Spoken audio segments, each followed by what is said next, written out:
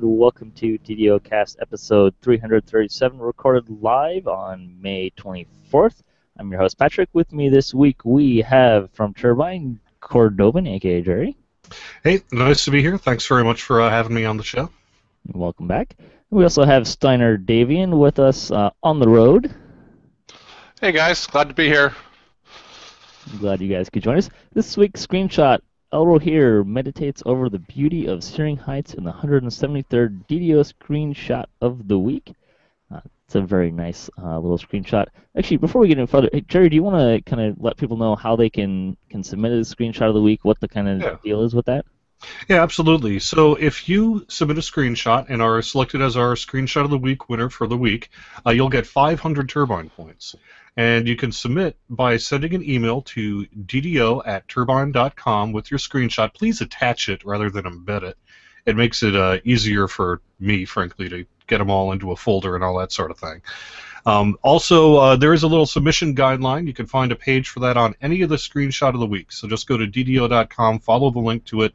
There's basically a little form you need to fill out to make the lawyers happy to say, yeah, it's already published this in our website, and it lets us know what your names are and that sort of thing to help us kind of get it out, out once it's selected. So just fill out the little form, send it in an email with your screenshot, and you can submit as many as you want, although please use some discretion there. I don't like getting 100 different screenshots from your screenshot folder. And once you submit it, you don't need to submit it again. We keep them all. We basically filter them all through when they come in and say, yeah, this is a good one, this is a good one. And so we'll build up this folder of really nice screenshots, and then over time we'll decide which, basically with a judging process with various members of the DDO team, which one is this week's winner. And then we do that. So even if you submit it and don't get picked that particular week, you may very well find yourself the winner in a future week. So it's just pretty easy, fun way to get some cool images out there for DDO. And a little tip too, if you want to have a little bit better chance of winning, sometimes you can, if you pick a picture or submit a picture that is kind of thematic towards what's coming in the update, or what they're being pushed, you have a little bit better of a shot. That's probably true, but not necessarily, because I mean, look at like this week's, right? But it doesn't hurt, right? The other thing I guess I would say is, as much as they are really cool images, there are a couple that we see just about every week by multiple people. One of them is sitting there on the little light bar in the harbor, the little shaft of light there, kind of up on the one statue with the hand. Yep. You know what I'm talking about? We get probably 4 or 5 of those a week. It's a great shot, but it's not going to be the screenshot of the week. Be creative, folks. Yeah, be creative. And but other than that, the other thing that's helpful to me personally, this isn't a requirement, but if you name your screenshot rather than just like, screenshot 00001, I get a lot of that. So I have to rename them all when I put them into the folder, and it's kind of a pain. So just give it a name, and that helps us keep it organized. Yeah. So there's some tips for if you're interested in doing a screenshot of the week. Yeah. I'm hoping you guys should do like a week long, just a funny screenshot of the week, like. Submit wacky screenshots or something like that. Oh yeah, we love wacky screenshots. It doesn't have to be serious. We love funny screenshots. They're often our screenshot of the week. Yeah. All right, we like to talk about Dungeons & Dragons online nearly every weekend. You can catch us through Google+, Hangouts, YouTube, or from our website at DDOCast.com. DDOCast.com is hosted by Cyberbears, the awesome podcast hosting network. Shows are usually available within a few days of recording. The next show will probably be sometime during the week next week, probably on like Friday day. We'll be working next weekend, but I think we've got possibly me and Samus doing something for that weekend. I'm not sure what the topic is yet, but that's the plan currently. And you can stay updated by following us on social media pages or on our website, www.docast.com. We have a calendar. You can subscribe to it. It's pretty cool. If you're interested in kind of following along when casts will be and what the topics will be. I've got about the next month planned out on that right now. And let's see, on the podcast this week, we're going to start a 3-part series on PUGs. What we're going to be doing is talk about various aspects of pugging, finding groups. If you don't know what PUG stands for, it's pickup group. We're going to kind of stretch the definition of that a little bit, but that's kind of what the theme is for the next couple of weeks, or kind of in and out a little bit. Won't be consecutive probably, but that's kind of where we're going. We'll also talk a little bit about Update 22. So let's start with the game news. First thing off the top of the bat, Tuesday, May 27th, 6 to 1 Eastern Time, there will be some maintenance. Yeah, it's one of those big system, like all games, maintenance. So it's taken a little while this time. They're doing a lot of, just all the kind of stuff that the techies need to do to keep all of our services running, which is why it's a little bit longer than usual. I will say this, though. It may not go all the way till 1. We sort of scottied it just a little bit to give us time to get it all done. So it may well go up a little bit before then.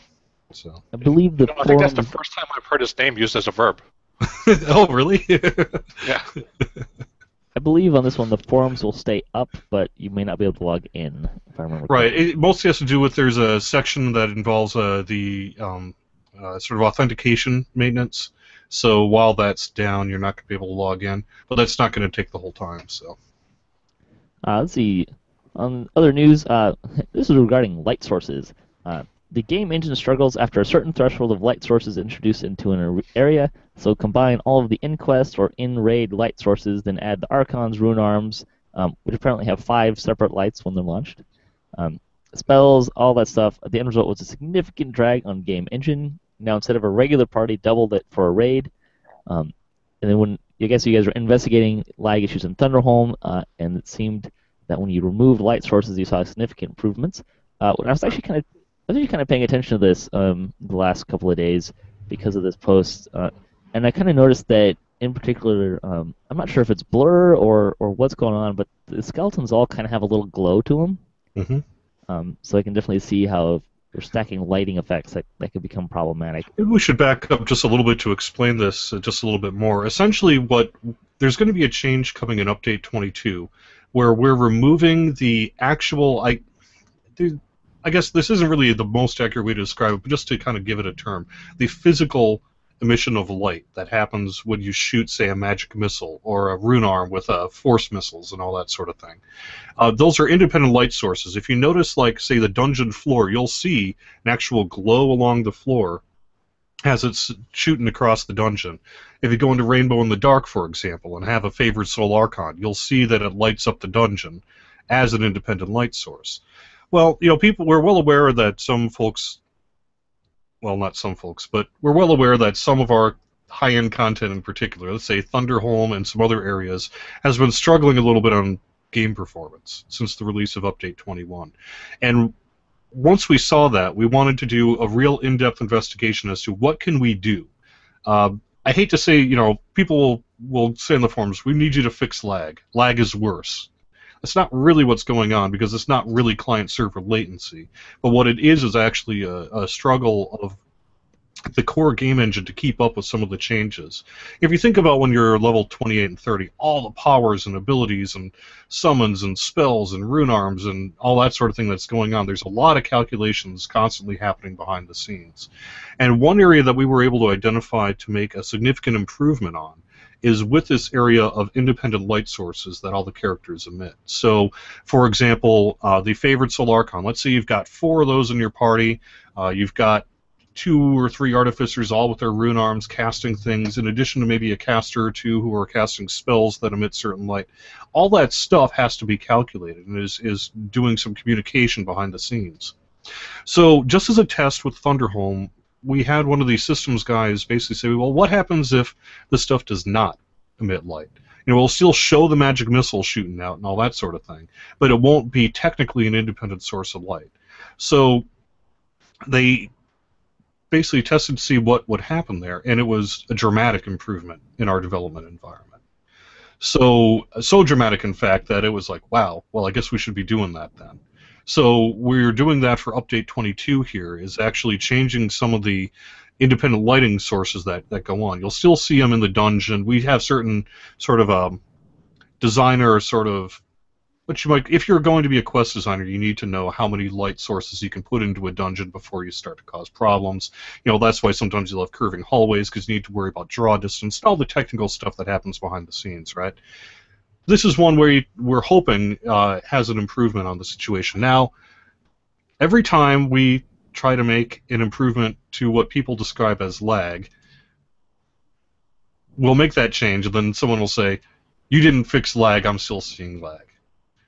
That's going to be the case this time, too. I assure you that we are not removing all lag from DDO. So if I hear on the forums they promise that they removed lag with this change, I am going to reach through the monitor and strangle you. But this will make, however, an improvement, we believe, on the live game servers in terms of performance, not just in these high-level raid areas, but throughout the game. What it's also ultimately going to mean is that the days of using Summoned Archons in Rainbow in the Dark are unfortunately over. But ultimately we had to weigh the one quest which people like to use these sources on with the impact it's going to have overall on the game performance. And frankly, he said, well, Rainbow in the Dark has a mechanism. It's the item you get at the start of the quest. That's the way technically it was supposed to be done to begin with. It's fine that people found other ways to do it, but given that we need to make this change, we couldn't let that stop this change from happening. Rainbow in the Dark was around long before there were Archons too, so right.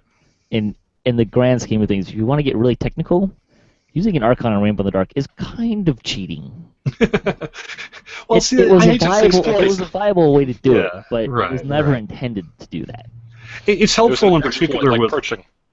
Right. Well, it's helpful in particular, say, if someone joins the quest late, or someone dies and has to recall out, and then someone's got to go back to get them. So, we understood that it was fine as a mechanic because it was beneficial to the party. But given the change that we need to make here, we couldn't stop this change from happening just because of people wanting to run Rainbow in the Dark easier. You know what you do? You should put more light sticks in there. Put like a second light stick. Yeah, maybe. Seriously. Yeah. Or give the wand itself a dimension door clicky. Well, actually, that's not a bad idea either. Yeah. Well, those would work pretty well. Now, the only thing is that it's always hard to tell for these kind of changes exactly what kind of impact it has. We have our impact in our QA environments, in our dev environments, and on Lamania, but this kind of change in particular is very sensitive to adjustments when it actually hits the live servers, right?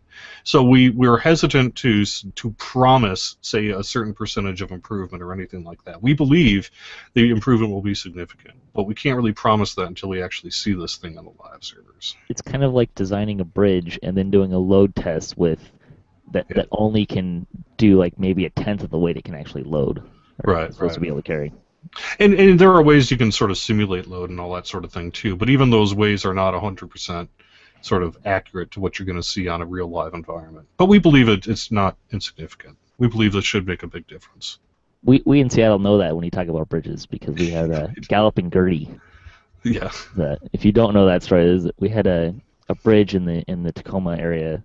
The Tacoma Narrow Bridge, the first one, they didn't design it very well, and you can actually find footage of this, and the bridge is literally doing this in the wind. It's pretty crazy, and it actually collapsed because of that. Yeah. Anyways, moving right along, we'll talk about Swashbuckler and enhancements, just kind of general. Vergwil kind of posted some stuff. There was kind of a trajectory in some of the comments about action points and why some trees, it seems like everything costs 2 points, and some trees that's not necessarily the case. And Vergwil kind of said it's not inherently a bad thing. It's definitely not something they try to balance. And they do kind of they design the enhancements with the intent that spending 40 points in one tree should be roughly equivalent to spending 40 points in another tree, whether or not you're spending. If everything in one tree costs 1 action point, or it all costs 5 action points. They kind of want 1 action point to be more or less the same in terms of power, with an acknowledgement that if you're spending that in a higher point in the tree, then you're going to get more benefit out of it, and that not every ability is created equal for another character. So there's some interesting thoughts there. You can check out the dev tracker and Vergwil's posts on that on the Lamania forums. Let's see. I think that kind of sums up pretty much what they're also saying that 80 action points should never feel like enough action points, and they're doing a pretty good job of that. Yeah. Or maybe go. Never mind. Designers want you to suffer. I usually find it's not usually it's usually not the 80 points that's the problem for me. It's I want that ability. and I want that ability, but they're both tier 5, and I can't have both. Right. That's generally what I run into. Or my monk had this problem where I wanted tier 5 in one tree, but I really wanted the capstone in another tree. So I just spent a bunch of points in that one tree, which worked fine, and it's kind of fun. And then I just spent a bunch of points in this other tree to get that. So it made the choices very challenging. Well, meaningful choices are good choices. Yes. It's conducive for a wide variety of builds, which is, let's be honest, that's the biggest draw for DDO, is, and D&D in general, is character creation, and the variety of things that work for that.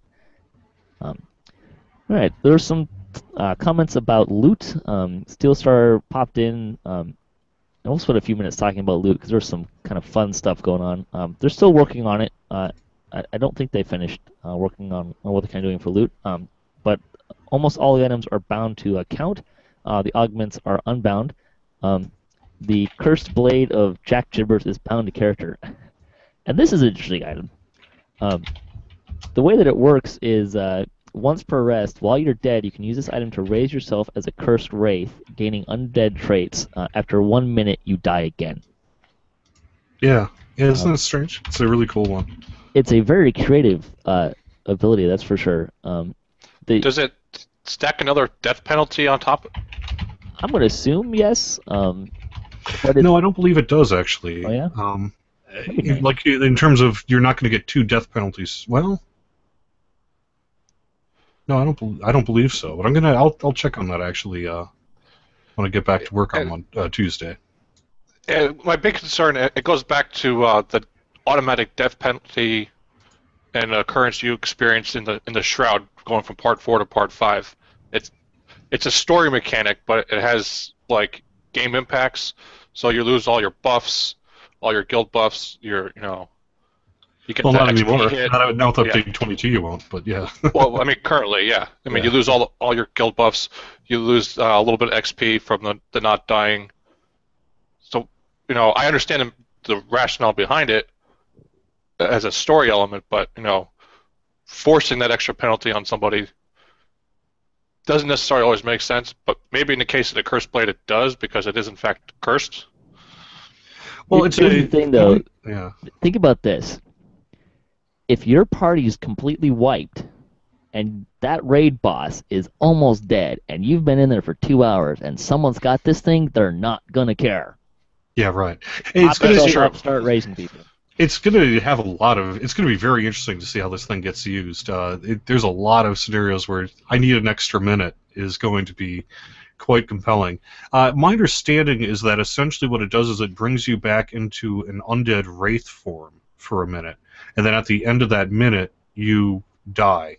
But I'm not sure about that death penalty. I'm going to look into that. I haven't actually tested it out on Lamania, but it doesn't seem like it should give you 2 death penalties, but perhaps it does. It probably shouldn't, but yeah. I don't care.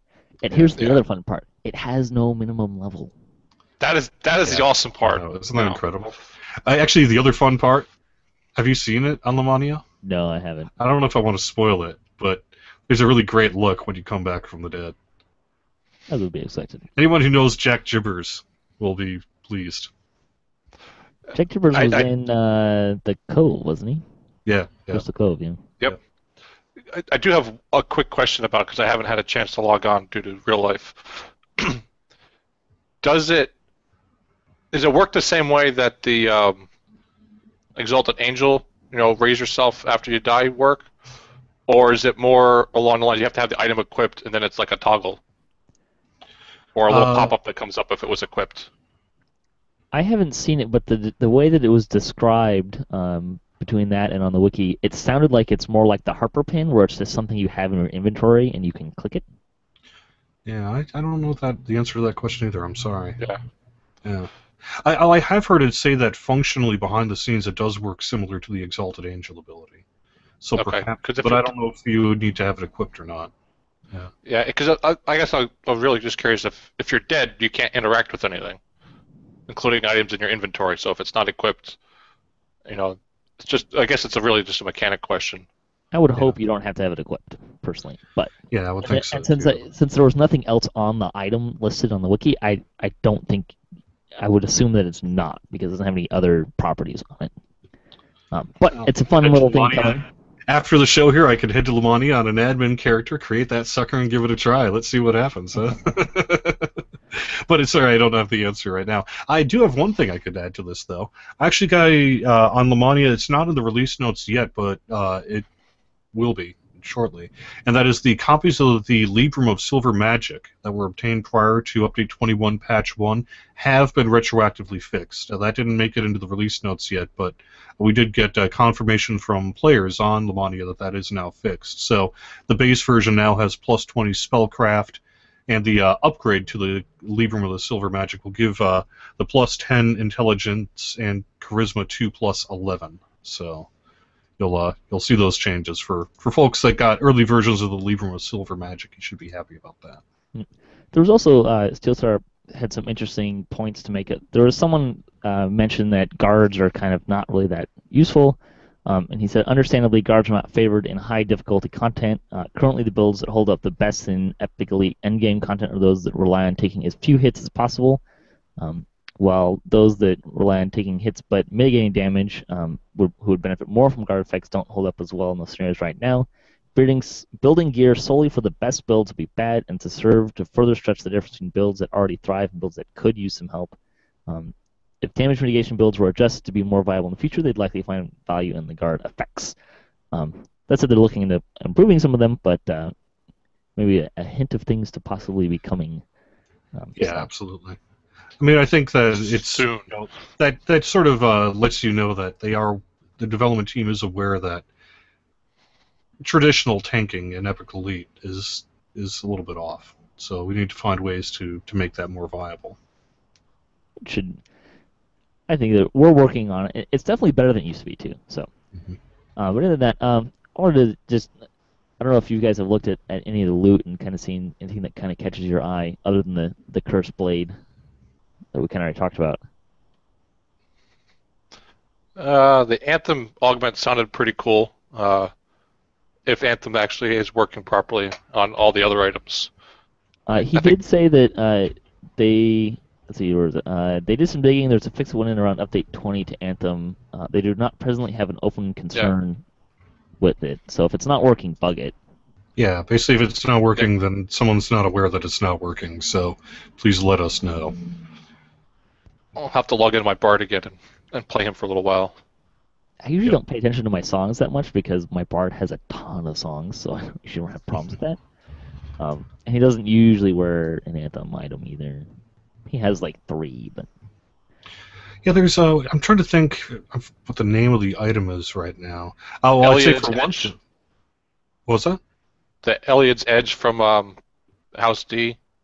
Yeah, that has it. There's a cloak in the Attack on Stormreach chain that has it, and then the trinket in House Cannith challenges has it as well. This may actually have been brought up in the response that Steelstar said, but one item that's pretty interesting is the Broken Music Box. It's a trinket slot that has both a blue slot, yellow slot, and colorless slot, and that's the main thing about it. And then when you put all 3 slots filled up, then you get Cacophonic Guard. So which that is may have an interesting mechanic. Yeah. That is actually pretty cool. I'd love to see more of that. Also, I think the Orcish Privateer boots are fairly interesting. They give you a speed 10 and the freedom of movement as a feat. Extra, like Sovereign Fire Resistance, which I believe is 40, right? Fire Absorption, 30%, and then a Clear Augment slot. It comes with a Intimidate 15, but you can take that out or replace it or whatever. Yeah, I think those are going to be really popular because that's Delving Boots, Firestorm, improved Firestorm Greaves, and Striders in one item, and I think it's in the Explorer area. Is Speed 10 just movement, or is that attack speed as well? 30. I think it's Striding 30. Striding 30?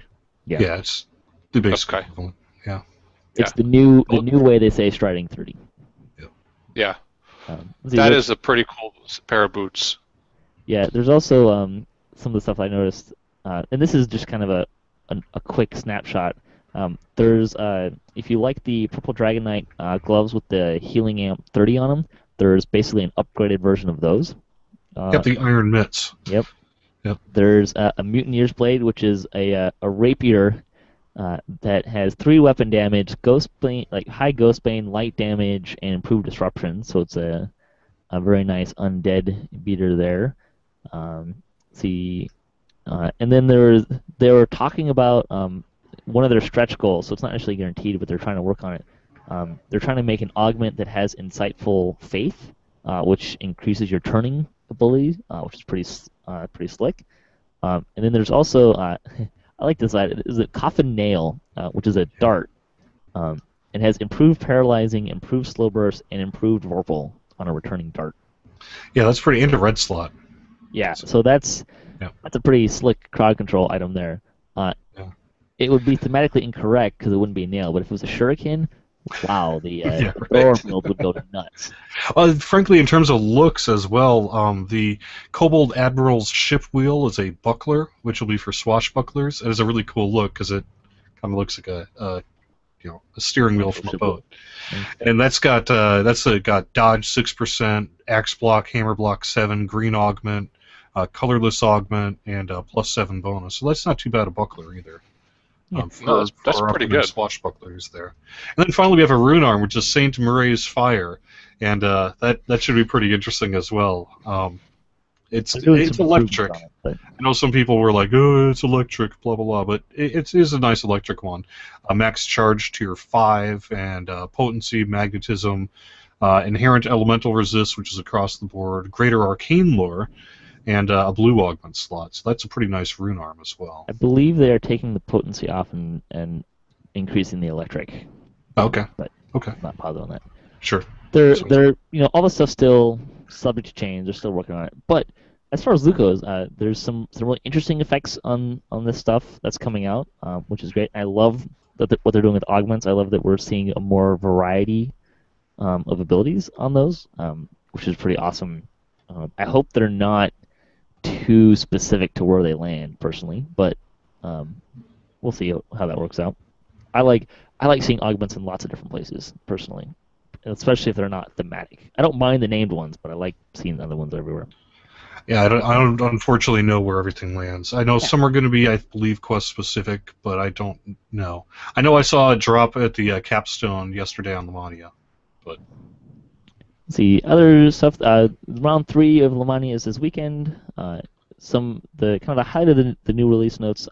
There is going to be a perfect single weapon fighting feat. It's an epic feat that requires a martial destiny cap, just one.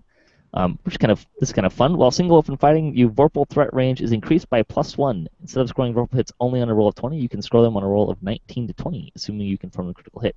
That applies to all of the vorpal effects. Anything that has a vorpal effect on it, which there's a fair number out there, so that's pretty slick. Yeah. Makes single weapon fighting with a rapier pretty attractive too. I was pretty skeptical when they first announced what they were doing. I'm still not sure that it's going to be very popular, but they are making great strides in making it intriguing. I've been playing around with a single weapon fighting swashbuckler on Lamania, and I've been pretty impressed by some of the numbers I've been seeing. My only complaint about it is going to be that my bard's not really meant to be a fighter, so I'm not really sure if it's going to be what I'm interested in. But having said that, they're definitely making it intriguing. You don't have to be a bard to take single weapon fighting either. True. Yeah. Let's see. They also. This is also kind of nice. The minimum required level to enter epic level dungeons is now 20, regardless of the level of the quest or raid. This change allows level 20 plus characters to enter quests with higher level characters when running epic content. Players will still encounter minimum level requirements to acquire a quest or quest arc, but will be able to enter the quest regardless of their level. Note that if you're on Lamania, that's still undergoing some work, so you may still have problems getting into stuff. Yeah, they have to flag it individually on all the quests, so they didn't get to all of them yet, but they will by update 22. So just to be clear, currently on live right now, if I'm level 20, I can't enter a level 25 quest ever until I get to the appropriate level range. Yes, but the caveat that it's the normal quest level. So if a quest would normally be level 24, you can go in on Elite, which would be level 26 quest, but you can still enter it as level 20. Right. But this is saying, if I'm level 20, I can get into any quest as long as someone else can open that quest. because I can't pick up that quest right now. That's correct. You won't get the end reward from the NPC. You won't progress your quest arc, but you will be able to enter it. And really, this came up with the release of Haunted Halls of Evening Star and Thunderholm, where the quest can go up fairly high in CR, but then we'd have a situation where level, say, 25 characters were unable to enter their groups with level 28s. And after just basically looking at the whole thing, before we increased the level cap to 28. Basically, anyone level 20 or 25 could group together without issue. And then when we increased the level cap, that changed, and we heard feedback from people saying, I just want to be able to group with my friends, right? And why should it matter if I'm level 21 and they're level 28? Can I at least get into the quest with them? And so after basically considering the balance changes and the ability to say power level and all that sort of thing, we ultimately decided that, yeah, it's fine. Let's let you do it. You can enter a quest as long as you're level 20. There's still going to be that hard epic level cap, but as long as you're level 20, you can enter any quest with anyone else above level 20, regardless of the level the quest are at. And just so there's not people that aren't surprised, there are certain quests where you won't be able to enter because you have to be able to talk to the quest giver for them to send you to the quest. So stuff like that probably won't be able to do those quests. There's not very many of them, but there are a few. And raids, obviously, if you're not flagged, you're probably not going to let you in that either. Well, yeah, I mean, right, it won't necessarily deal with flagging, or it won't progress flagging, right? But I'm going to look into that one question about which ones teleport you to. That's an interesting question. I'll have Battle to. for Evening Star is the one that comes to mind. Yeah. The most. It's in any of the ones where you talk to the person, then the quest giver, when you talk to them, it pops up the quest window. Those are going to be ones that you probably won't be able to do. I'll talk to the designer on that come next week, see what the deal is with that. I don't know the answer. That's actually been a common thing throughout the game. There are certain quests where that's true, where you have to be flagged. You have to have done some other quests for them to talk to you, and you can't go into that quest unless you're on the right sequence, even if you have people in the party that can go in it anyways. Because you can't talk to that person, you can't get in. There's not a lot, but there's a handful throughout the game where that's true. Was it one of the quests in the Inspired Quarter is like that? Something with Jeets and the Warforged guy. Yeah, I Dream of Jeets. You can't get in unless even if someone else can do it, you can't get in unless you run finding the path because you haven't flagged yourself to be able to talk to that NPC. I'm going to guess that that's going to be at least the way it's going to happen come update 22. Just because I know how much time they have left to make changes to things, but it's an interesting discussion to have. Let me just sorry to interrupt. This is our big Lamania preview, so please, if you are interested at all in previewing this stuff, head to Lamania and give us your feedback. We'd love to see you running stuff on Lamania here right now. We also have opened up the Capstone quest on Lamania as of this weekend, so. If you want to see what Precious Cargo is all about and the hints that have already been given about airship combat and stuff, sounds like airships fighting airships. Well, since we're on the topic of Lamania and the preview weekend, I did catch some of the board forum traffic, Jerry, about the character copy tool. Can you just talk a little bit about how that's working right now, or if it's working? Yeah, the character copy tool is working on Lamania, no problem. This actually debuted, I guess, not this past week, but the week before. So if you go to, I don't know how the URL off the top of my head here, but you can find a link to it on the automated character copy tool thread on Lamania. You go to a web page, log in on the account that has your characters, and then you'll basically see a little menu. I want to transfer from Solana or copy from Solana to Lamania, and then you'll pick your character and click a button. It takes about maybe 5-10 minutes, and then that's that. It copies that character over onto Lamania.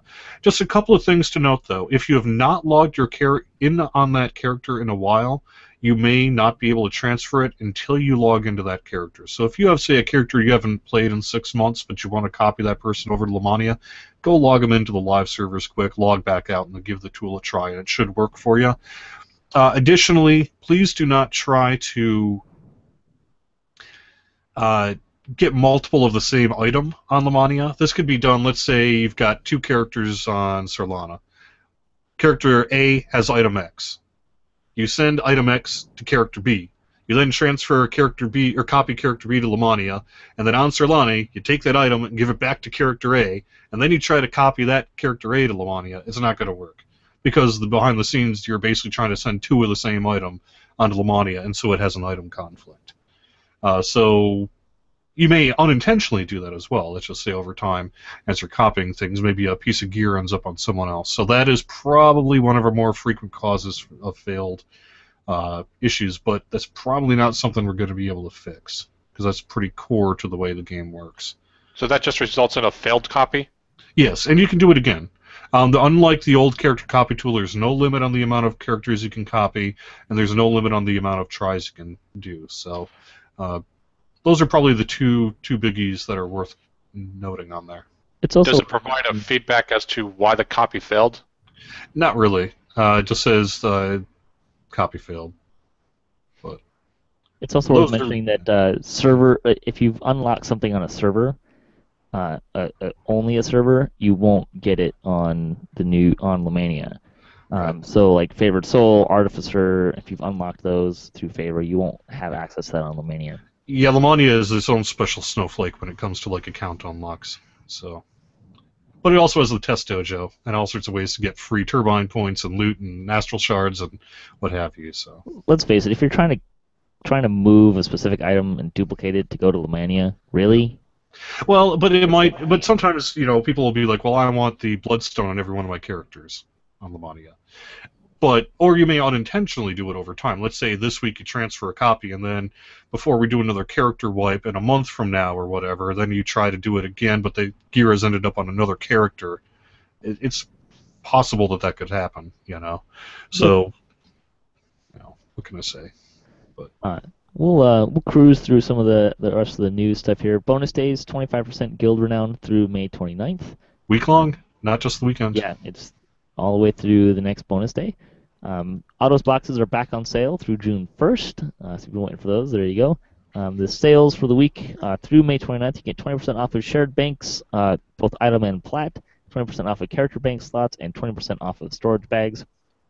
The freebie for the week is a 5-stack of plus 20 potion of jumping. The code's 21JUMP. I used that on the live stream. What was that? I could have used that on the live stream this week. No, I'm kidding. But I just wanted to backtrack a bit. Epic and Heroic Autos boxes are on sale. I know I've been getting quite a few PMs and seen some chatter of when are the Autos boxes coming back. So they're back through June 1st. Yep. Let's see. Community news. We've got 2 Chronicles to cover because we missed the one last week because we did the show early. So the 93rd Chronicle, which was last week's, the DDO Raiders is a new player-created Android app that features a raid timer, quest puzzle solvers, and more. Pretty slick there. Pulling it up right now. I haven't looked at it, but that sounds pretty awesome. See, the guild haul for last week. The Freelancers of Eberron are a level 100 Kenneth-based guild looking for mid to highly skilled players who like to be social. Guild has a website and regular raiding nights. Let's see. The comment for last week was, what is your favorite hair color in DDO? I generally do black and red. And I don't really use the cosmetics. I tend to go for brown. Let's see. The Order of Syncletica looked at a new monk build called the Fire Drake. Kind of an interesting build, basically. A monk uses Henshin Mystic to pump up their fire spell power, and then uses Draconic Incarnation. Which, I gotta say, using Draconic Incarnation on a melee that has some spell power, particularly my Bard, was a lot of fun. Let's see. We talked about DDOCast, got a shout out for the Augments 335 episode. And DDO Gamer was looking at small and large guildship air amenities in update 22. The 94th Chronicle, Aphion's Game Information Resource Guide has been updated, and G Lich has joined the streamers on DDO. Can I just say as well, so has Lessa and Samus. So if you want to check them out, I know Lessa was streaming some Permadeath this past week, and I believe her handle is Lessa101 on Twitch. So it'd be twitch.tv/Lessa101. And then Samus is Samus Garobo on Twitch as well. And I don't know if I just missed it or not. They did put out a new cocktail hour last week. Yeah, they did, right. Oh, Yep. awesome. Mhm. I missed that myself, so I'll have to check that out. Let's see. The High Rollers and the High Rollers on Canith are doing Shroud Elite today, the day of the recording, and the High Lords of Malkir are also doing raids on Sorlona today, Vision of Destruction and Hound of Zoriat.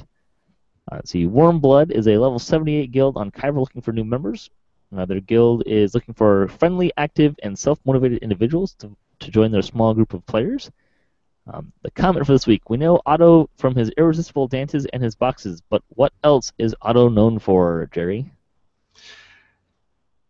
Shoot, I'm unprepared. He is known for his exceptionally large collection of frogs. He likes to cast Mass Frog, doesn't he? Steiner-Davion, what is Otto also known for? Motorcycles. I was going to say disco clubs, keeping in with the theme, but yeah. Speaking of disco clubs, go check out the airship amenities. DDO Gamer had a nice shot of it, I believe, on his blogs. Let's see, DDOcast Temple of Deathworm, that was episode 336 last week, got a shout out. If you haven't had a chance to watch that, I would recommend that you watch the video, even if you listen to the podcast. I spliced in a bunch of video of myself going through the Temple of Deathworm for various points. So if you want to know how to do the jumping room, that's in there. How to do gravity is in there. A video walkthrough of where all the buttons are in gravity. Stuff like that. So it can be very beneficial. DDO Gamer did a made-to-order mashup. The 10-Ton Hammer published a preview of Update 22. That happened this Wednesday. We had our official press preview for Update 22. So in the coming weeks, you should see some more Update 22 previews coming out in the various blogs and MMO sites that typically cover DDL. The cartoon Get Fuzzy featured DDO this week. It was kind of a little funny one there. And then, let's see, Wizards of the Coast have announced the upcoming Dungeons & Dragons product line. So if you go to the 94th Chronicle comment, you can find a link to find out what they're doing there. DDO Twitch was on the Lannis this week in the Menactron Desert. Don't try casting haste with boost of anchoring on. That's what I learned this week. It is counterproductive. That is true. Blog that I wanted to highlight this week, DDO Gamer.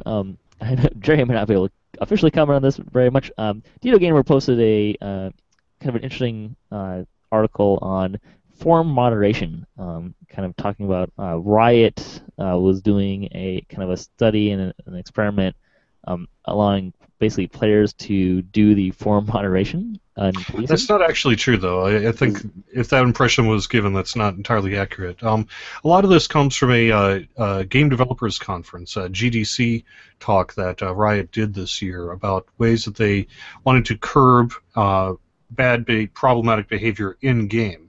And so they have, for League of Legends, a tribunal, which basically is sort of a public moderation system to deal with in-game harassment reports and that sort of thing. And Jeff sort of tried to figure, well, could that sort of thing work on the forums, I think. Okay. Thanks for the clarification. But in any case, he has some interesting thoughts on just forum policy in general and player moderation. So an interesting article to be sure. That was pretty awesome. DDOcast news.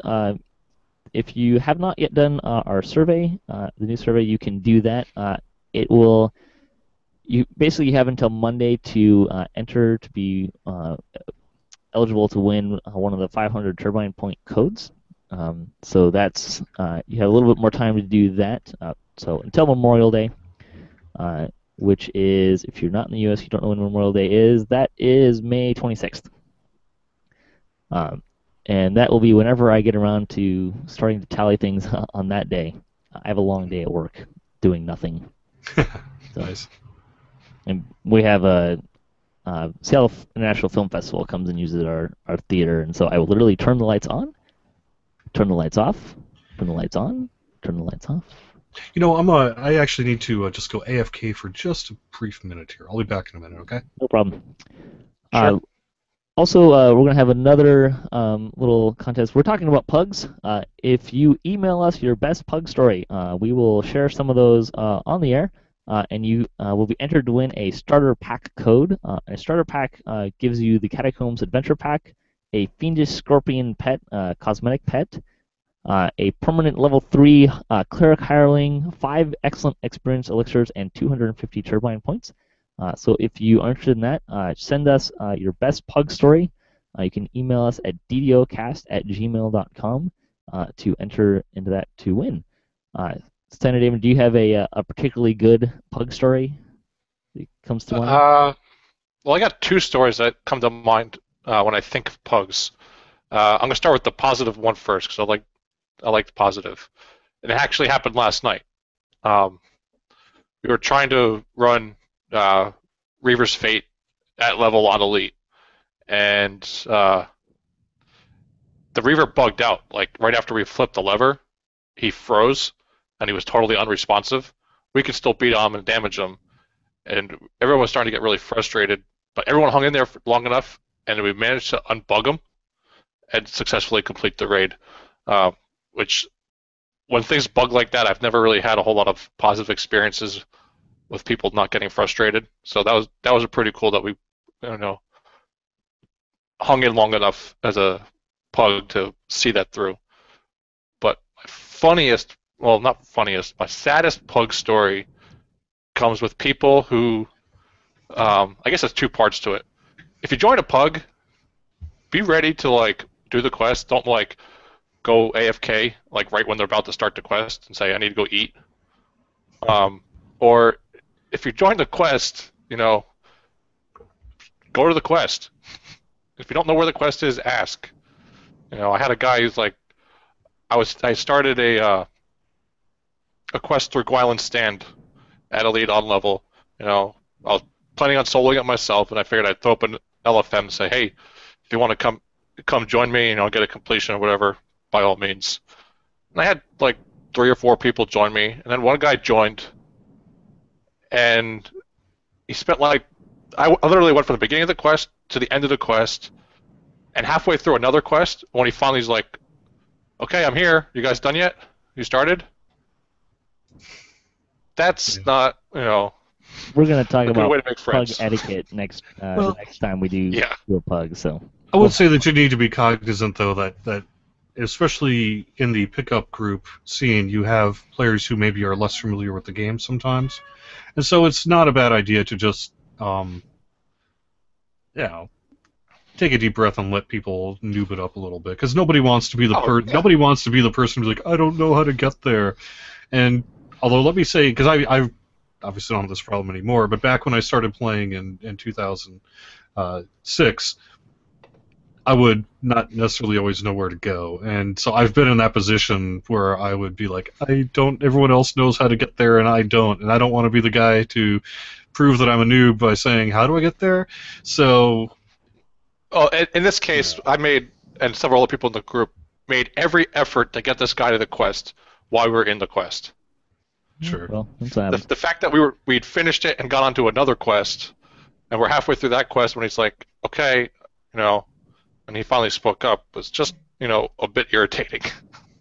Jerry, do you have a funny pug moment or pug story? Briefly. Man. Jeez, I'm sure I do, but I couldn't. My personal favorite one is still I was leading a Lord of Blades raid, and this guy was just being completely unhelpful, and throughout the entire fight, I'm trying to give him instructions, and he doesn't follow a single one of them. And I finally got to the point where at the end with the Corey running around, and he keeps attacking Lord of Blades and just causing problems. And I sent him a tell and asked him to pull the lever underneath the platform. It was the one instruction that he tried to follow. For those of you who don't know, there is no lever underneath the platform. It's just sludge that kills you. Nice. Well, I'll tell you, sometimes I've been in pickup groups where people have talked about how much of a jerk I am on the forums. That's pretty funny. I do love telling new players, particularly in pugs, when they ask how to do something, like what the command is, Alt F4, you know. Oh no. An always Or popular hazing ritual. Yeah. yeah, at one time I was in my static group, not a true pug. We were running Vaughn 5, and one of the guys died, and I purposely moved his soul stone from where it was to just far enough away from the red shrine because we had died pretty close that he couldn't reach it, and we went on with did the quest, and then laughed at him as he was trying to get there. I have to admit that as often as sort of tales of woe from pickup groups is a popular subject, I typically have a really good experience with pickup groups. I rarely run into any issues. Absolutely. I'm a member of my guild, but my play time is a lot more sporadic than everyone else. So I do a lot of pugging, and it's fun. You meet really good people. I mean, we all pugged at one point. No one knew each other 8 years ago now when the game first launched, and I've made a lot of good friends through pugging. Let's use that, and we're going to segue into our roundtable discussion. This is the first of 3 kind of sessions that we're going to do on pugs. Today we're going to talk about finding a group. In the future we'll talk about pug etiquette, and we'll also talk about leading a group. For now, we're just going to kind of focus on finding a group and how you can find a group. And we'll just start with I know Jerry may not be able to answer this very well or very much, but let's just talk about the current system. What do we kind of have a sense of how the current system, how well it works? How does it work, for one? Also, how well it works. I mean, I guess in general, I'd say that in all the MMOs I've played, I've found DDOs to be pretty intuitive in terms of how to actually get a group going. I find, maybe it's just because I have been playing for a long time, but I do tend to find that our LFM panel is pretty intuitive and pretty easy to use. It's really not that difficult to get a group going using the LFM panel. It's on the social panel, so you press the O button, you'll see the grouping tab, and you can click over to it. Once you click the advertise for looking for a group, it'll show up on the public LFM. There's a text line where you can talk about a little bit about what you're going to be running. There's a little series of buttons to do normal, hard, elite. There's a list of quests that you can select if you want to, and that'll show in the LFM panel, or in the LFM sort of rundown that you see in the UI, will list what kind of quest is there. You can choose to do that. I know some people just prefer to leave that blank and write what quest they're doing in the text commentary, just because they're running a bunch of quests fairly quickly. You can specify what level range you want to be, either high or low or whatever. You can join whether you're in that level range or not. I don't know if everybody knows that.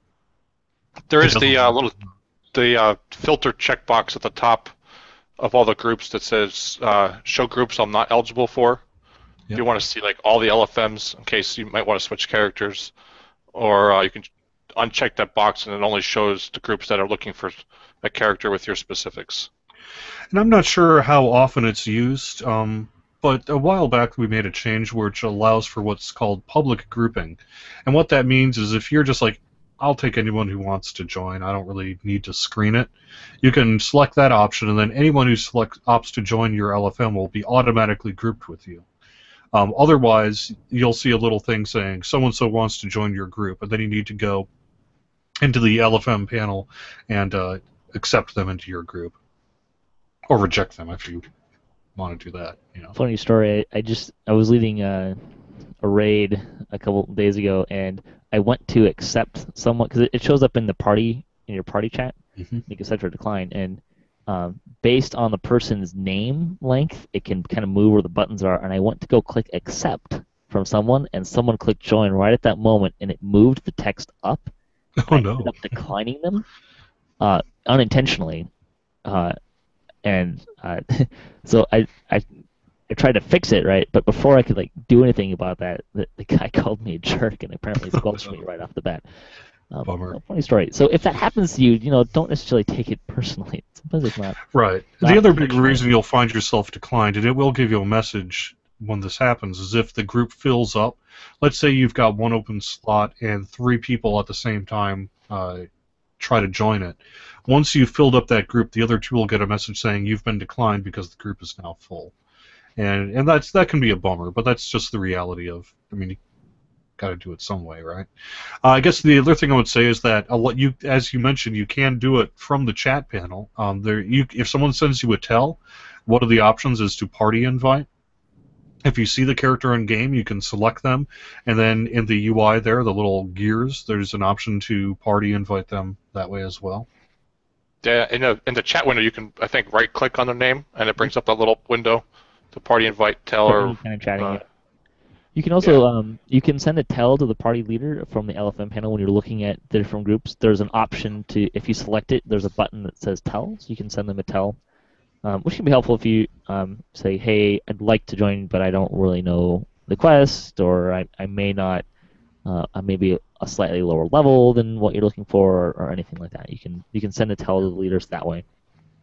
And if you have any special concerns like that, I personally haven't run into anybody where if you're upfront and honest about that kind of stuff before you click the join button and actually get into the group, that won't be honest back to you. They're not going to say, well, no, you stink. They'll say, yeah, well, we're trying to do this or whatever. They'll work with you for the most part. I mean, the community is pretty good that way, despite what you may hear on the forums and whatnot. I've never found anyone that got banned because they did that and were upfront. They may not have been accepted, but you're not going to get blacklisted for doing that. Exactly. Yeah. The other big thing too, and I was guilty of this last night with my Reaver's Fate raid. If you convert the party, well, if you're doing a raid in particular, or even if you're doing a multi-quest chain, your LFM may say one thing, and you're doing something else. But if you hover over the LFM, it tells you what quests they're in, and more importantly, and I don't remember how long ago they added this, but it's been there for a while.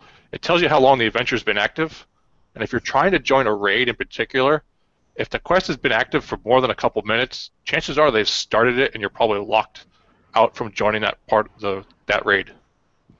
Yeah, sometimes the LFM doesn't go away even after the party's filled. But yeah, if you hover over, when you're looking at the LFM panel, there's for each LFM there's a section that has. Trying to do it this way, trying to mirror this for myself.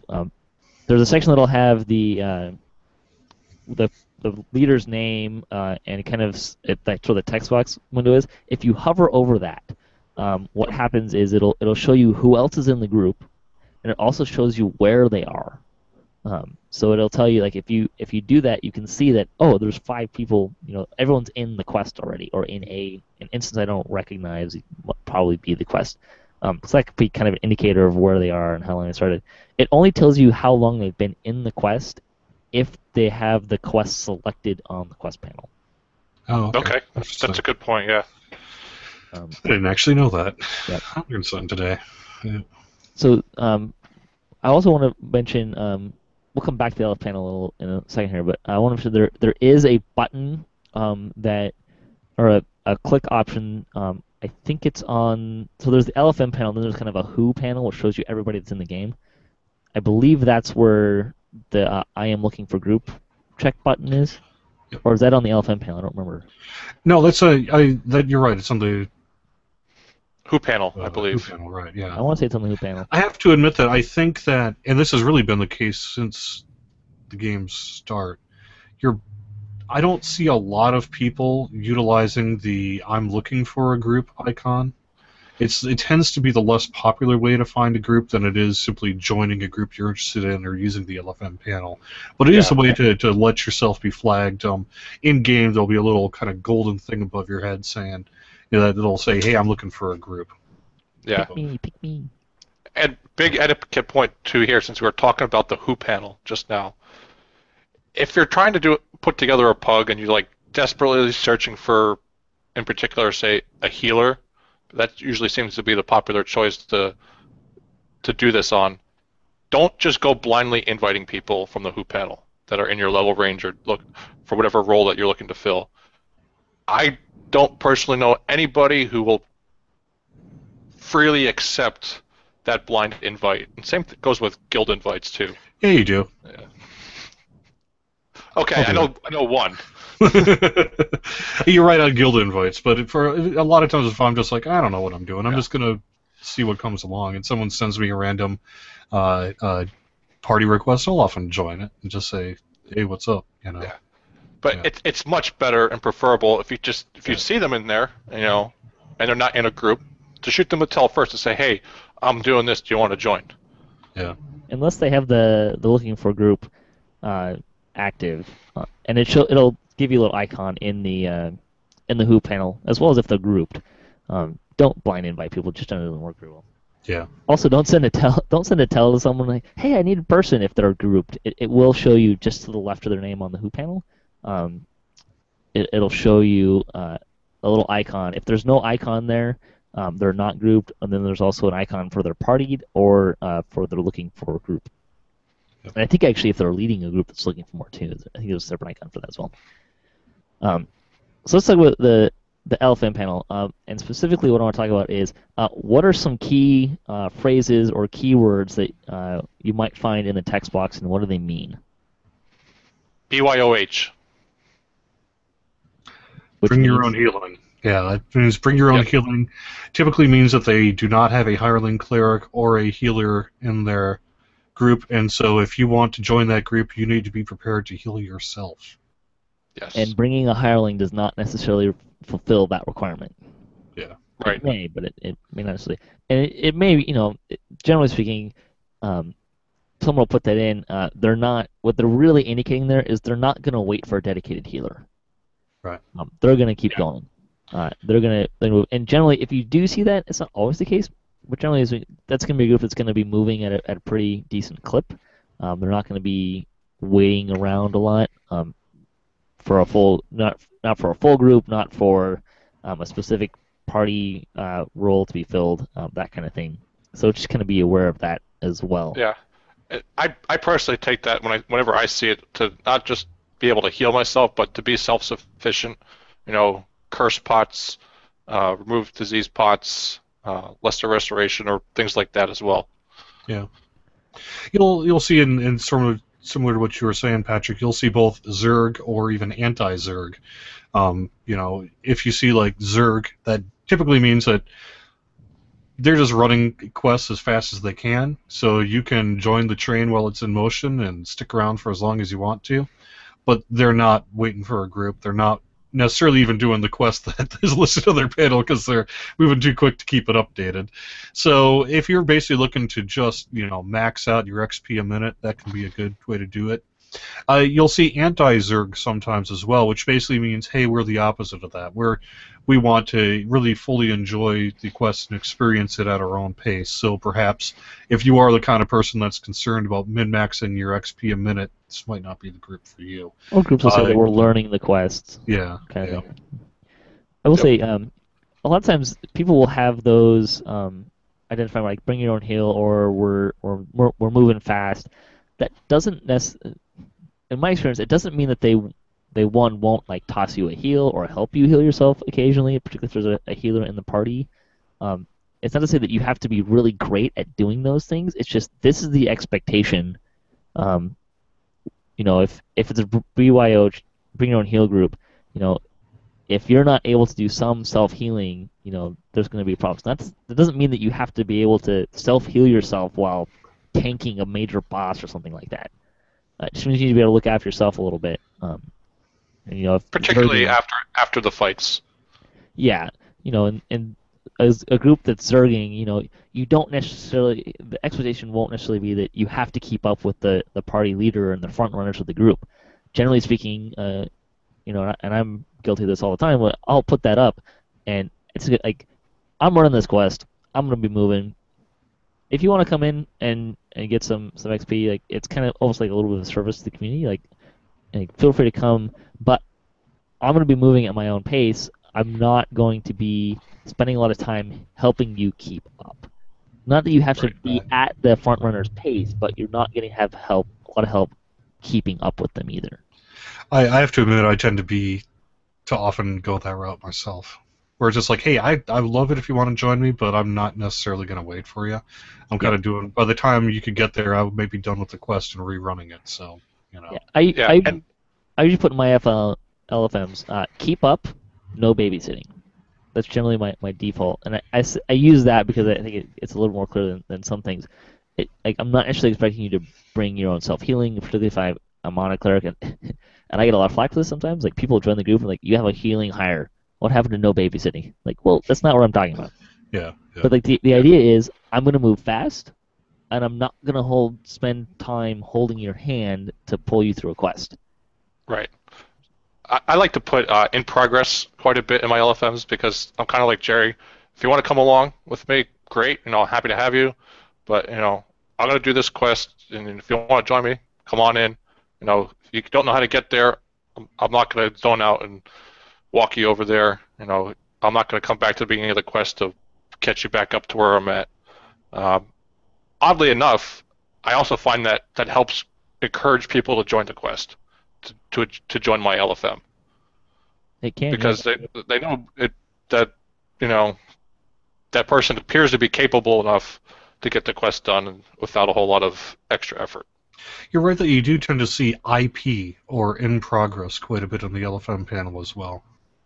You also see things like send tell, hire in use. Like you can put up an LFM if you have a hire, even if your party is full. Like maybe there's a hireling taking one of the positions, but you won't be able to. If you try to join, it'll automatically decline it. So people will say, "Hey, we're using hires," which don't show up when you highlight the people that are in the group. So you have to send a tell to let them know that you want to join, so they can drop the hire. Yep.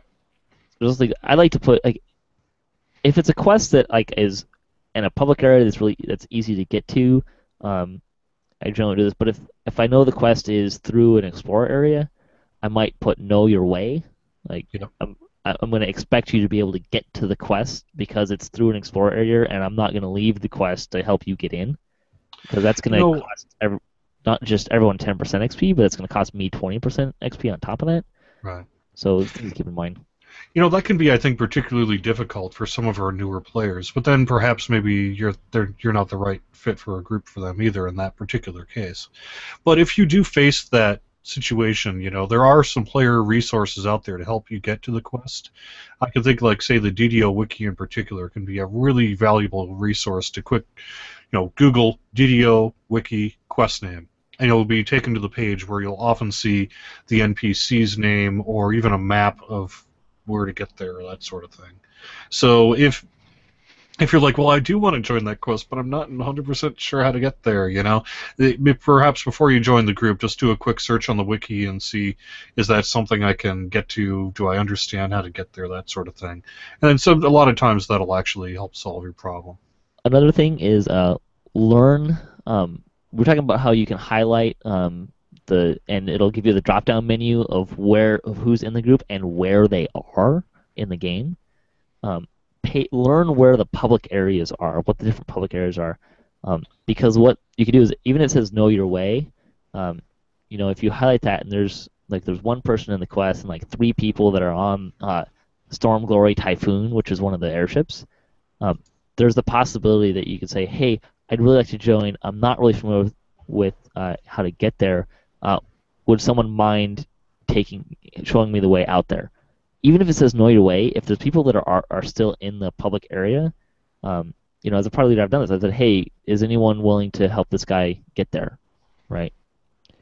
And if someone is, then great, I'll let them join. If not, well, hey, sorry, we're all kind of on the way. No one's really able to do that for you. Another one I tend to see fairly regularly is be flagged. That's typically done because to sort of give you a heads up that, hey, this is a quest you need to be flagged for. So maybe it's a end quest capstone or something like that you could not normally get to unless you are flagged for it. So that's something to be aware of as well. If you're, because nobody wants to join the group and then find out they can't run it. Yeah, that's the case. Yeah. It's really disappointing for you as the player if you're looking forward to do it, but it's also really disappointing to the rest of the group because, like, oh, we finally got this person to fill this role that we really need to, and then you're not flagged. Yeah. There's a lot of and quests. If you're not sure what the flagging mechanics are, ask. Make sure you ask if you're not sure. There's a lot of quests where actually you have to be flagged to pick up the quest, but you can still go in even if you aren't. And this is actually what we were talking about earlier. By the way, Into the Deep is another one. So there's a lot of quests where you may need to be flagged to actually have the quest to get an end reward. But generally speaking, if it's not a raid and if it doesn't require you to talk to someone to open the door to the quest, you can generally get in for that. Mm-hmm. And by the door to the quest, he means the quest portal UI. Yeah, the portal UI that pops up. If that pops up when you're talking to someone, you generally have to be able to get the quest to do that. We're talking about some of them you have to be flagged to do. Some of them you don't. Gwaylen Stand is one that it works that way, but there's no flagging mechanic on how to do that. Tempest Spine and Irestone Inlets, you have to talk to the guy, but there's no flagging mechanic there. I think most of the pre-Wayloon quests, two of the three of those do the same thing, but there's not really requirements for doing them other than a level requirement, maybe. So, let's see. Other things you might see in the Elephant Panel, I see TR or vets a lot, which, frankly, is probably the worst. In my opinion, is the worst thing to put in there because it's almost meaningless. At this stage of the game, a lot of people are TRs, and vets is kind of ambiguous. It doesn't really tell you what you're looking for, other than you want people that are quote experienced, but not.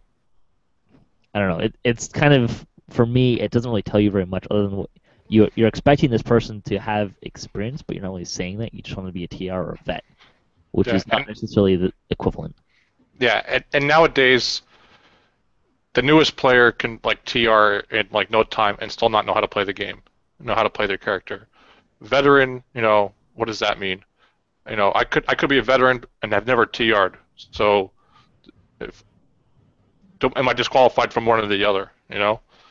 Yeah, and I've been playing the game for long. I'm a vet. I don't think anyone's going to dispute that, but there are quests I haven't run.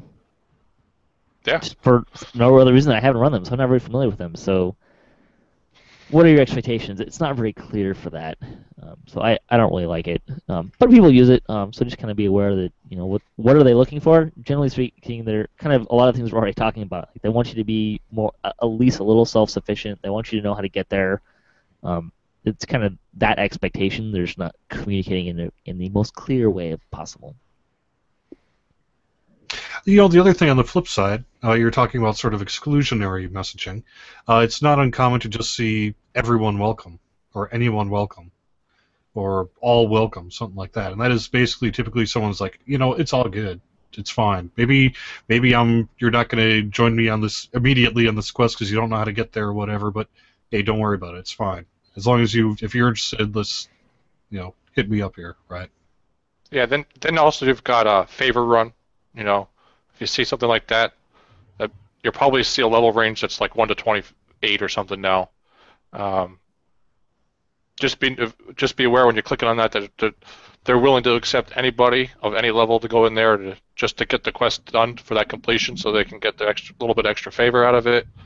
You might see BB or Streak quite a bit on there as well. That means they're looking for a very specific level range so they can get that extra XP out of there for the bravery bonus on their hard or elite streak. Really quick on that, so I want to kind of cover that to know if you want to get that or if you're not really sure what that means. So the bravery streak bonus is if you are a certain level compared to the level of the quest, you get extra XP. The bravery streak bonus. So you get a baseline XP. I think on hard it's 10%. On elite it's 20%.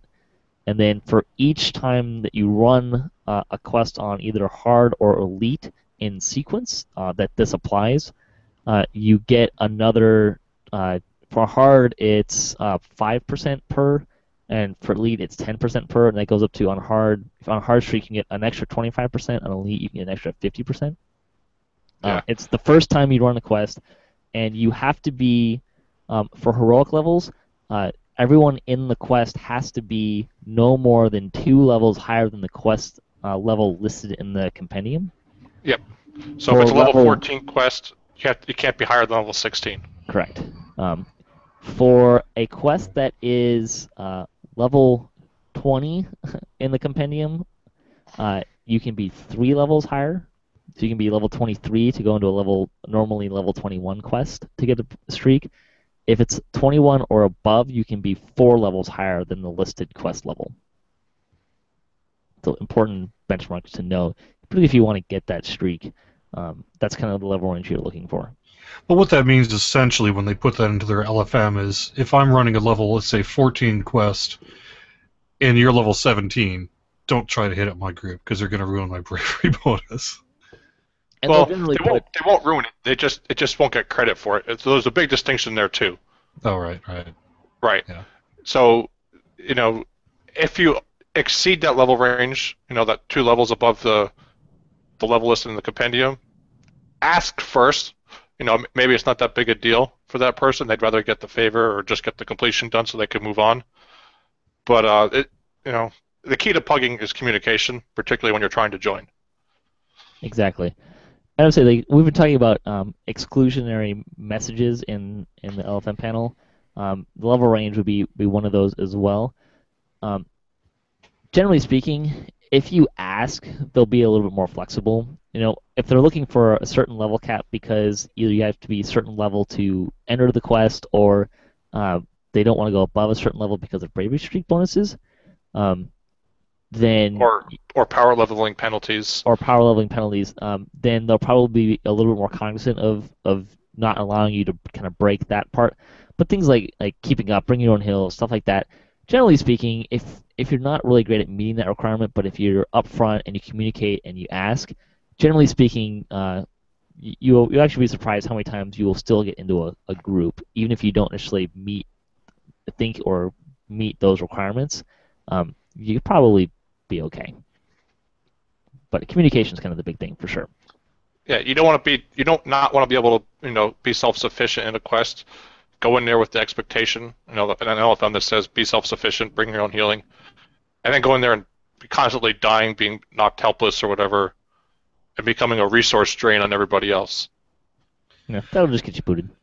I'll be honest, I tend to put a fairly wide range when I do an LFM. Let's just say, for example, I'm running a level 14 quest, and I'm level 14.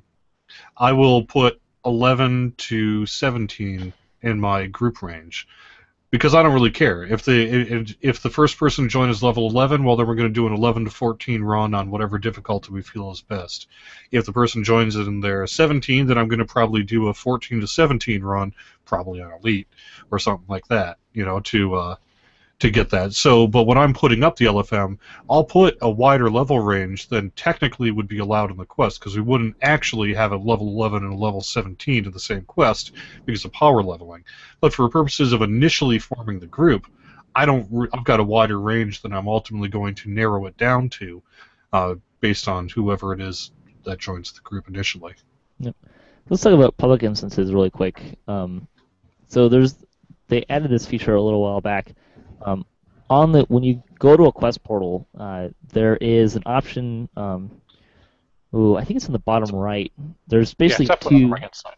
It's two kind of buttons. They're not really explicit about what they are unless you hover your mouse over them. One's private, one's public. If it's a public instance, if you set it as public, then it will. If you go into the quest, it'll automatically post an LFM, and it'll let people. There was supposed to be a teleporting mechanic. I don't know if that's ever really worked. No, it didn't. That's why I got pulled. Unfortunately, which would have been handy. But that can be really, if you're just looking for people to play with and you want us to start running, that's a great way to do it. It remembers your choices for that as well. So that's just kind of how that mechanic works. So that's another way to find people to group with. I want to spend a little bit of time talking about static groups and how to find static groups. So static group is a group that meets at a consistent time, whatever that means. That they meet at a consistent time and play together, which can be a really great way to meet some folks and develop a really good relationship with some folks and get a consistent playing time. That doesn't work for everybody, but have you guys used any static groups? Oh, yeah, I've played in one with Rowan Hill and some people that she started a static group with up years ago. I joined them, I don't know, 4 years ago, and they had been playing for 2 years together prior to that. I know Lessa is in a static group. You hear her talk about it on the Cocktail Hour, the Red Eyes. Yeah, I mean, one problem with working at Turbine is I can't really use voice chat when I'm in pickup groups, and sometimes you want to be able to use voice chat because it's easier than typing. So I have, over the years, tended to skew a little bit more towards static groups because I can, be open and honest about working there and being able to use voice chat and that sort of thing. It's more convenient for me. But or group with friends, right? But static grouping is a great way to do it. Yeah. What are some tips for finding static groups? Forums. Forums? The Chronicle? Best way, yeah. Yeah, just the single best way is probably go to the recruitment thread and say, hey, I want to form or join a static group, Or check your server forums as well. Mm-hmm. We don't see them there very often. I think isn't there a forum subthread about static groups? No, there isn't anymore. Okay. I think at one point there was. I think at one point it was merged with the roleplay forums, but they just sort of went away with that or moved that. Yeah. Off. Yeah. Of course, the other way, if you want to form one, is to email Patrick at DDOCast.com. DDOCast at DDOCast.com or whatever. I see it on Facebook too sometimes. Yeah. People join up. Hey, I'm just starting the game. I'd love to find some people, like-minded folks to group up with. So. This is also something that's key to mention. If you're looking for groups that play with different set of rules, so role playing, permadeath, static groups are probably going to be a little bit better of a method for finding a group, or you have to find a guild that does it. If you want to look for that kind of stuff, you kind of have to find it that direction. Sometimes, yeah. I know my static group, we don't use the auction house. We don't use the DDO store for game effects. People buy cosmetic armor or whatever, or pets, but they're not going to buy, tomes or XP pots type of stuff out of the store. Yeah, groups that play with those special rule sets generally do it as static groups or as guilds. They're not very public about recruiting. So the other thing I just want to mention that we talked about this for the High Rollers and the High Lords on Kenneth and Starliner respectively. Sometimes groups do planned events, planned raids. Again, you can find those on the forums as well. It's usually the place to find that kind of stuff. So that's another resource of finding groups. I would love if people utilized our master events calendar a little more frequently as well for these things. Historically, we just have struggled a little bit to get people to put things on the calendar, but it is there and available for anyone to use. So if you do have a planned event going on, whether it's a PvP night or a teaching raid or whatever else, you can post on that master events calendar and let people know about it. And I'd love to see people do that a little more frequently. Let's see. Let's talk about some other things. So we're talking about finding groups. That's kind of the main impetus behind this. Things that I recommend is learn your server a little bit while you're playing. There is the button that you can check to say only show me groups that I'm eligible for. I generally kind of recommend that maybe if you're just starting, you leave that on, but leave that unchecked a little bit and kind of see. It kind of helps you get a feel for what people are running, what quests people like to run, and also who particularly like raids. You might kind of start seeing names come up repeatedly, particularly if you play a lot. Which I think, especially if you want to run raids, I think that's a really good way of kind of seeing who leads raids, and you can also, if you keep an eye on it, you can kind of see how often they're running the raid. If you see an LFM for them and then they get filled, and then 5 minutes later they have a new LFM up for Follow Truth, and they're doing that a lot. That might tell you that either they're not very good leading the raid, or they're not having good success, or people aren't really interested in running the raid, stuff like that. You can kind of get a feel for some of that stuff. Yeah, but Thelenis is kind of known as the role-playing server, so if you're more into that, you might want to look there.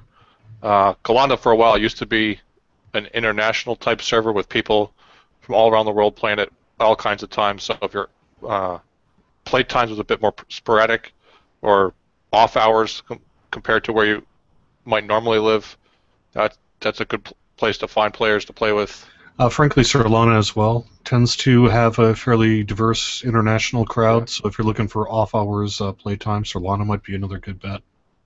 Kyber's kind of known as the power gaming server, but Solana has a little bit too. But generally speaking, those three servers in particular, and I think Argo has a lot of the permadeathers on it. So depending on what you're looking for, those are 4 or 5 servers that kind of have their own, I don't know, what's the word I'm looking for? Flavor historical flavor. Although I will say that a lot of that is perception rather than reality. In reality, there's a little bit of mix of everybody on every server. But absolutely. With the exception that you mentioned of Galanda, and the reason for that is historically there used to be a separate DDO Europe game service that was run by Codemasters, and when that ended, they were the people from DDO Europe were automatically transferred to Galanda by default. Now, over the years, many of them have moved to other servers when they join friends or other guilds or what have you. But still, historically, there's a core group on Galanda that is from Europe. So if you're a European player in particular, you'll see on the population, like the login charts, that Galanda tends to have a bit more of a bump, say, during the early morning hours than say, some of the other servers do. Yeah. Early morning Eastern, I mean. Prime time, European time. The other thing we're talking about like learning the server here too, like learn the people that are on the server. Look for like-minded people, particularly if as you're leveling, you might see, try and remember some names, particularly if you like to run with someone and they might be doing some stuff that you're doing as well. You can kind of build up relationships with those people. This is how you move from just being a pug to getting into user chats and guilds and friends lists and stuff like that. We should actually probably talk about the friends list too. So you kind of want to be looking for some of those people that really just helps you, build relationships with people and find, you kind of move out of that what we define more as a pug group to more of a still kind of, I don't know if you get it to a guild group or something, but you're finding people to run with, to build those groups with, build relationships with, to do that with. So let's talk. We should mention the friends panel, which we didn't really talk about yet. You can add people as friends to your friends list. The way you can do that is either in the gearbox when you have them selected, or if you right-click on someone's name, you can get add friend. I guess we're talking about shells. You can squelch someone too, which means that you ignore them automatically. You can't receive any tells from them and communication with them, that kind of stuff. So you can also use that to kind of filter out people you don't want to play with. But you use your friends list. You can add people to your friends list. I think there's a limit to the number of people you can have, but you can delete them whenever you want. You can also your friends list is per character, but you can export and import them. So it doesn't automatically add people between your characters. Yeah, it's not account-wide per se. Right. And even more importantly, there's a comment field, so you could write a little note, plugged with this person, they're cool, or great cleric, or or alt of Jerry Snook. Yeah, right. Yeah, those are all options. But I wish they would add that to the guild list too. Yeah.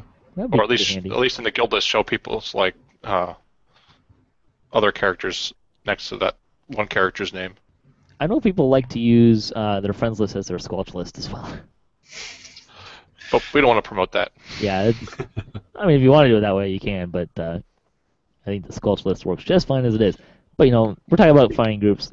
Look for people that you like to run with, and try and run with them more. You build those relationships. And that can possibly lead to user chats. When do you guys want to explain how user chats work? Sure. You can create your own independent chat channels. And what that means is there will be separate places where you can chat. There's usually on just about every server there's one called Advice. So if you want to join that channel, you can go / this is in the little UI panel where all the text is, /join channel space advice, and then you'll join that channel. If you want to create, it's what is that? Create UC1 or create, and then how's that work? Do you remember the command for that? If you're creating one, you just type join channel.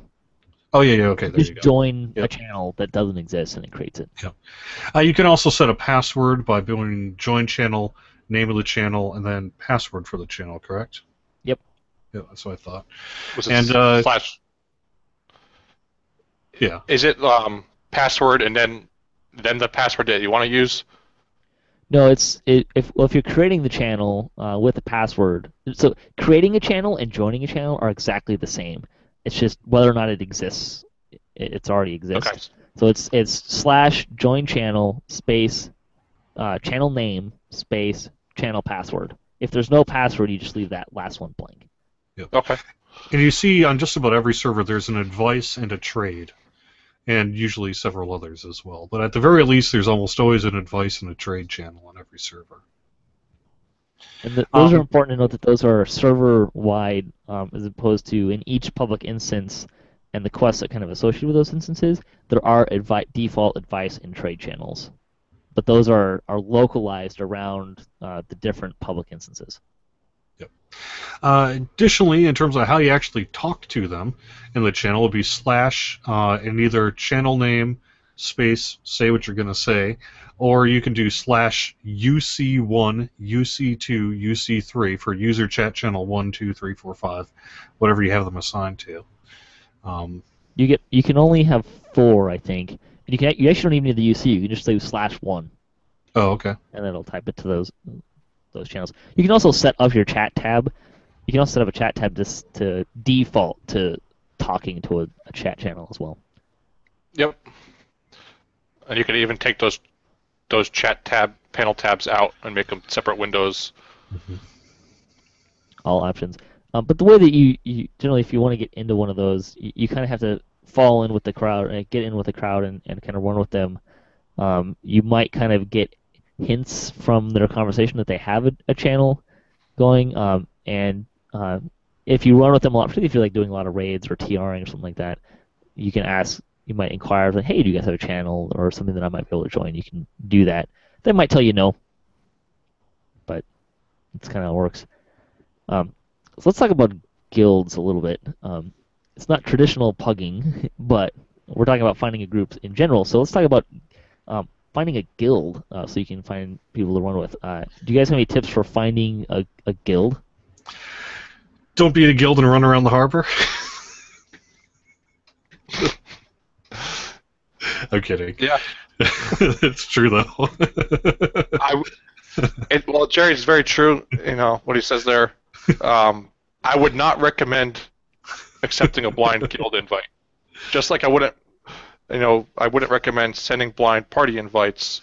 I wouldn't accept that blind guild invite. Talk to them first.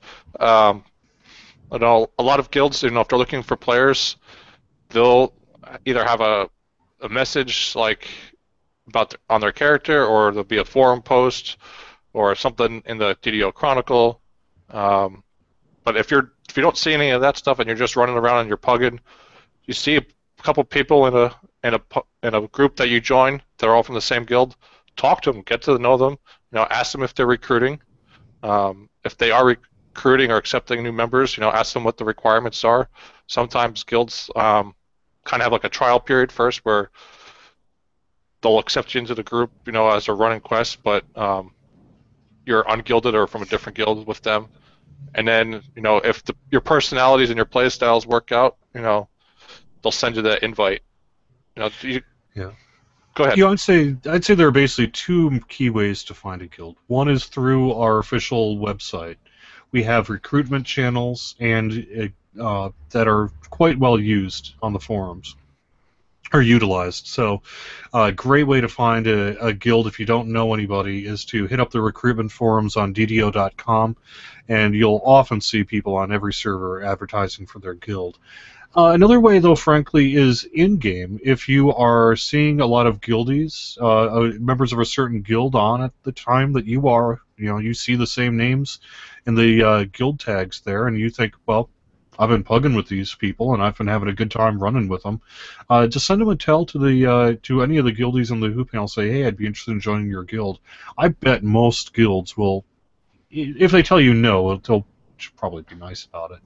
But that's a good way to do it as well. You see who's on at the times that you are typically playing. If you see a guild that interests you, you can either find their website or send them a tell in game, that kind of thing. And I think those are probably the two main ways that you see people form guilds or join guilds in DDO.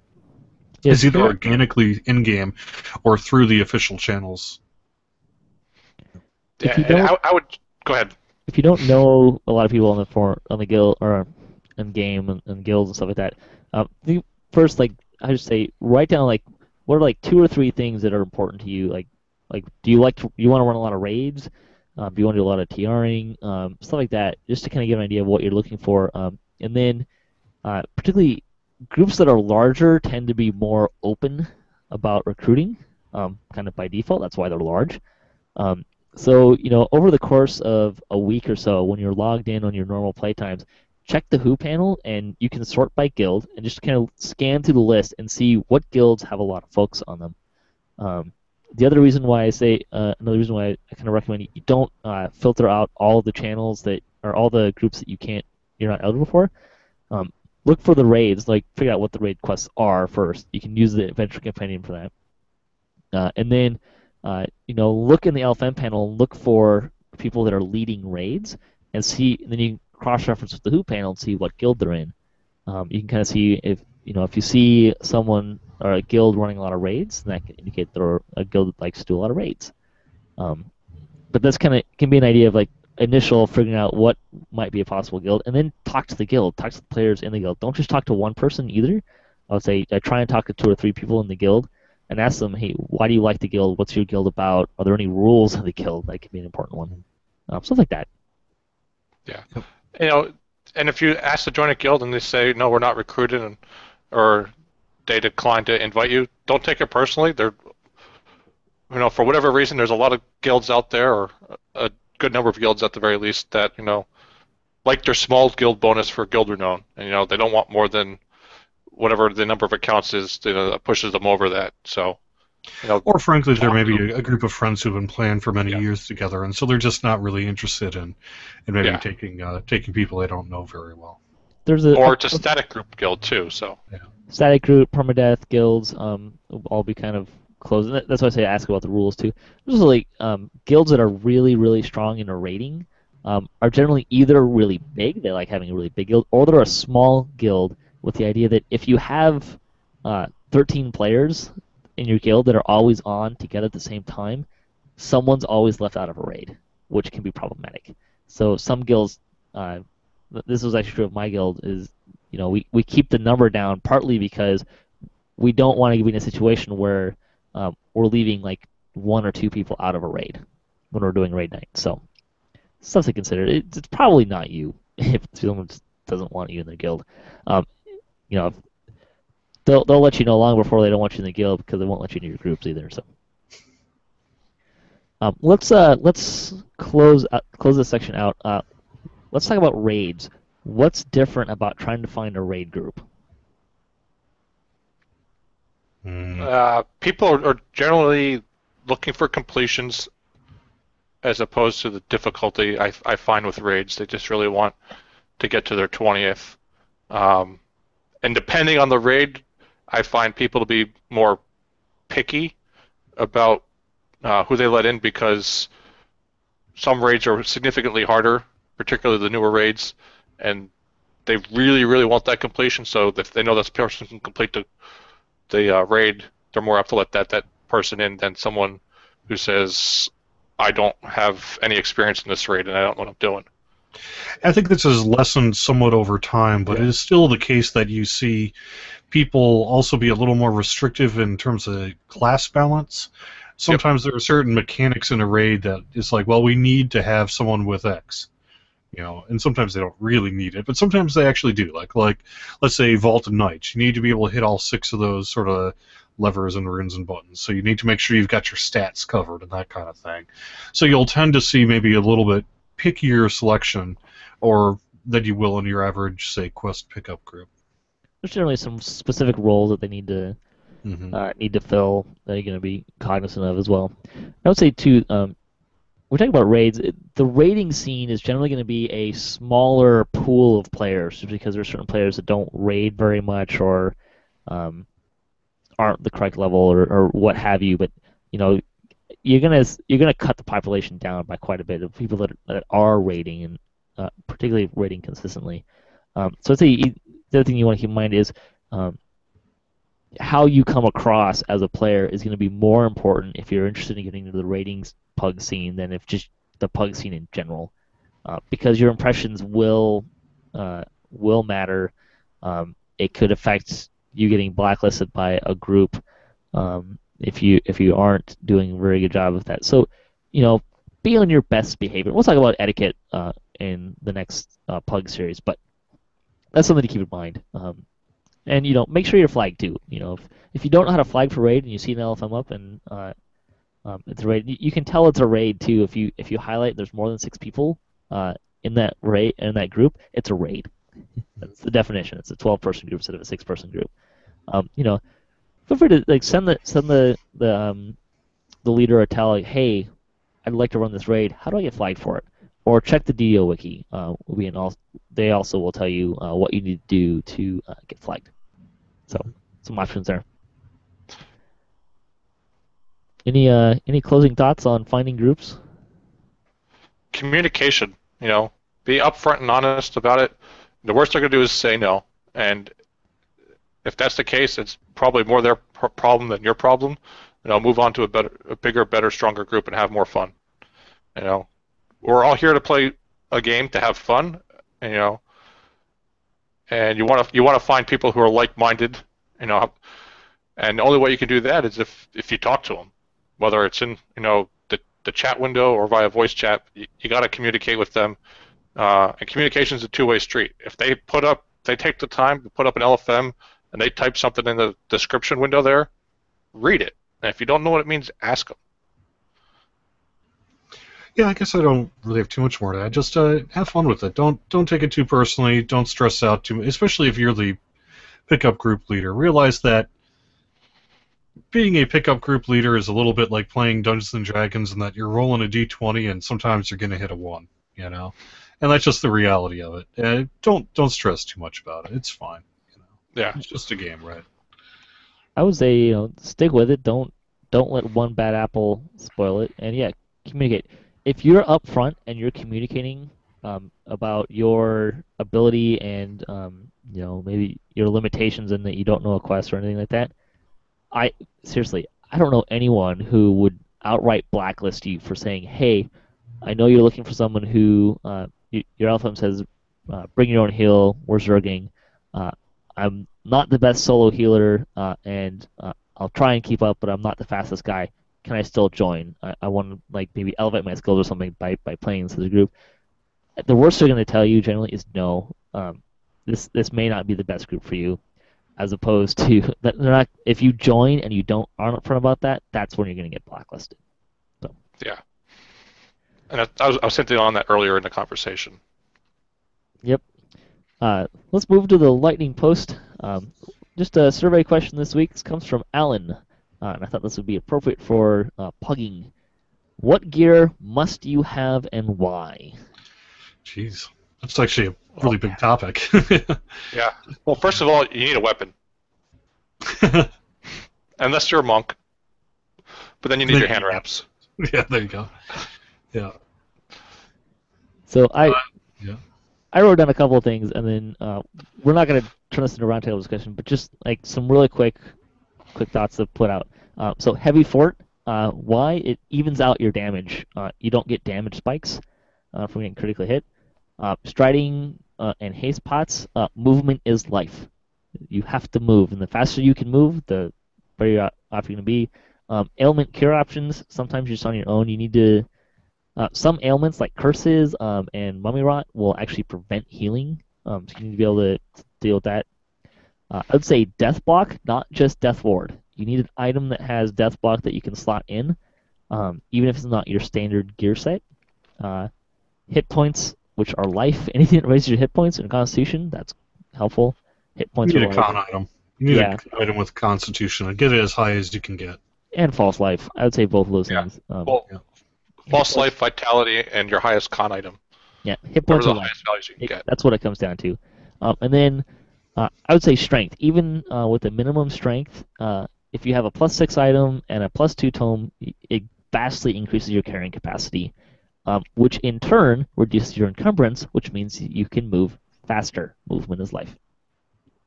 Is there anything you want to add? It's not. There are two that I don't know. They're must-haves only in that they're super convenient and they make playing the game a lot easier. And that is underwater action, so you no longer have to worry about drowning underwater.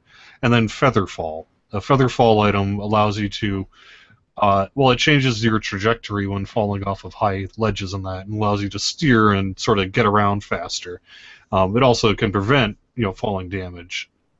So you don't technically need either of those, but you probably want either of those because they really just make the game a lot easier. And those are things that you don't necessarily need to have in your primary gear set either. Just having an item that you can swap in for when you need it. It just makes sure that you're not swapping one of those items in for your hit point or constitution item.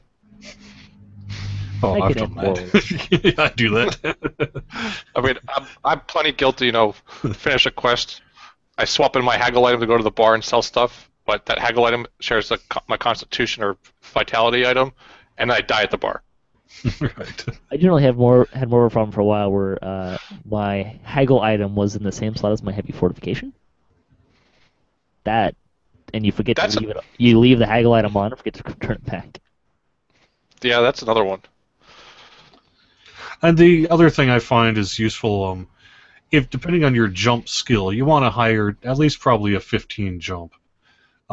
Jump potions are really cheap, and they can help get you through the game if you don't have a high jump naturally with your skill. Yeah, there's a lot of little clickies in the game that you can find on named items that have useful clicks on them that you can use and stuff like that. But yeah. All right. I think anything else you guys want to add before we close out the show here? No, I think that's about it. I'll just say stay tuned. We'll have some more thoughts on PUGs in the future. Thanks to Jerry and Steiner-Davion for joining me today. Thanks to the other folks that are contributing with DDOCast. Thanks for listening to the show. Thanks to Turbine for working on the game, working hard. I know you guys put in a lot of work on that. And thanks to Wizards for D&D, and looking forward to seeing what they got coming out next when that all comes out. Thanks to Cyberz for hosting the podcast. You can hit us up at DDOcast.com for show notes, our calendar, previous shows, swag, and other fun stuff. If you want to be part of the show or just say hi, you can email us at DDOcast@gmail.com. You can also find us on social media and follow us for the latest cast updates. Don't forget, if you haven't filled out the survey, you have until Memorial Day to be entered to win some Turbine Point codes there. And if you're interested in a starter pack code, which we talked about earlier, you can email us at DDOcast@gmail.com and tell us a funny pug story. And we'll share some of those on the air and pick a winner for that. The closing tip from this week comes from Falling Apart. It's very appropriate. Try to be social.